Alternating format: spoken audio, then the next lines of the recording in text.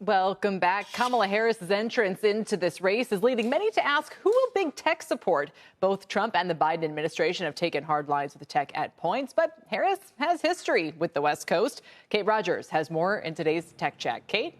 Hey, Kelly, that's right. Kamala Harris has deep ties to California and its tech community out here, having launched her political career as San Francisco district attorney, going on to win the state attorney general position in 2010, and from there served one term as California's junior senator.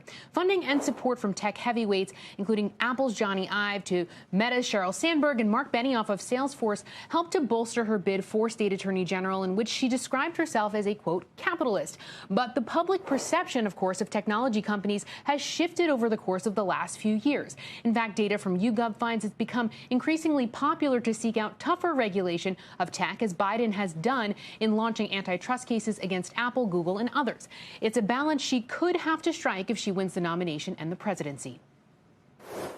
It would be a quite radical departure for Harris to turn this around and basically undermine Biden on such a popular legacy and something that really is so central to what his entire administration is about. After all, I think she does have a debt to Biden fulfilling that legacy. And it would constitute a fairly radical departure if she were to undermine it. And I think it would result in tremendous blowback.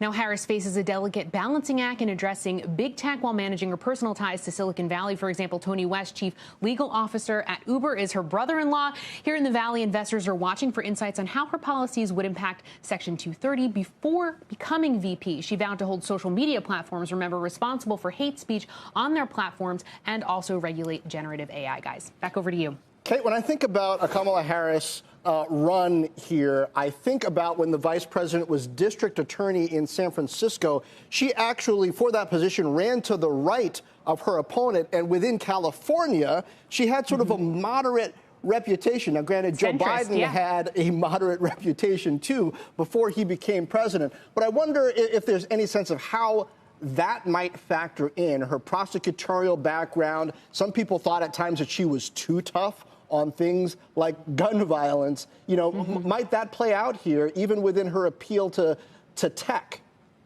Yeah, John, it's a great point. And as you mentioned, seen largely as more moderate, perhaps even centrist when it came to some of these big business issues. I think another thing we have to consider here is who Harris winds up choosing as her VP and her running mate, right? With Donald Trump and J.D. Vance, we've been speaking so much about things like crypto, about the idea of breaking up a big tech company like Google, because that's something that Vance has really spoken about and really heralded in as an idea that he really supports. So it remains to be seen who she winds up choosing and what their tech stance would be as well. But as you heard Hal Singer say in our piece here, that she also is a part of the Biden administration, and kind of unwinding some of the things that have been done in the last 3-4 years would be a really tough act for her as well. So a lot to balance there.